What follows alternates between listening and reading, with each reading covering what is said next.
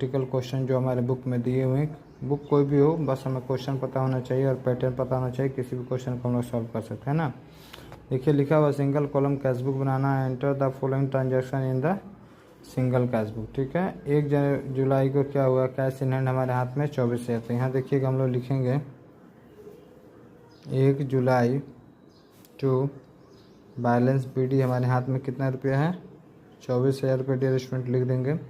फिर क्वेश्चन पे जाएंगे हम लोग। 5 तारीख को लिखा कैश रिसीव फ्रॉम बाबू। देखिए हमें कैश बुक बोला है तो सिर्फ कैश के बारे में सोचना है। आएगा तो डियर स्टूडेंट इधर लिखोगे डेबिट साइड में, और जाएगा तो क्रेडिट साइड में लिखोगे। ठीक है, अब लिखा हुआ है कैश रिसीव फ्रॉम बाबू, बाबू से कैश आया तो पैसा मेरे पास आ रहा हुआ है। तो ये 5 तारीख को आ रहा पैसा किस नाम से, हमारे पास बाबू के नाम से। कितना रुपया दे रहा है डियर स्टूडेंट, 8,000 रुपया। तो 8,000 रुपये यहाँ लिख लेंगे। अगला देखेंगे क्वेश्चन हम लोग 10 तारीख को purchase goods from Anil. Anil से हमने कितना का माल खरीदा है, 10,000 का। डियर स्टूडेंट मैंने अनिल से माल खरीदा लेकिन कहीं कैश का चर्चा नहीं है, इसलिए इस क्वेश्चन को हम ध्यान नहीं देंगे, ये हमें कंफ्यूज करने के लिए दिया गया। ठीक है, 15 तारीख को लिखा हुआ सोल्ड गुड्स फॉर कैश, नगद माल हमने 20,000 का बेचा, तो हमारे पास पैसा आ रहा सेल के नाम पे। तो आप 15 तारीख को लिखिएगा टू सेल, कितना आ रहा, 20,000। ठीक है स्टूडेंट, चलिए आगे क्वेश्चन देखते हैं।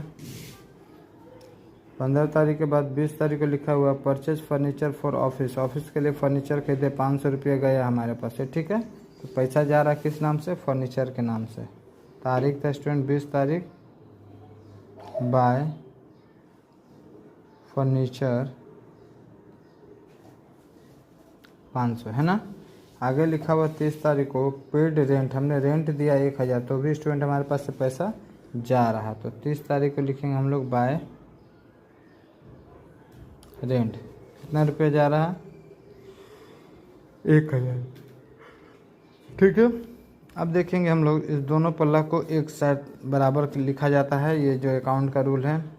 जो ज़्यादा उसे जोड़िए, ये देखिए 3 जीरो आराम से उतर जाएंगे, 8 और 4 12 के 2 हो जाएगा, 2 2 4 और 1 5, ये 52,000 हो जाएगा। यहाँ भी स्टूडेंट 52,000 लिख दीजिएगा। जो बचता है उसको हम लोग हमेशा क्या बोलते हैं, बैलेंस CD, वही महीने का अंतिम तारीख। ठीक है,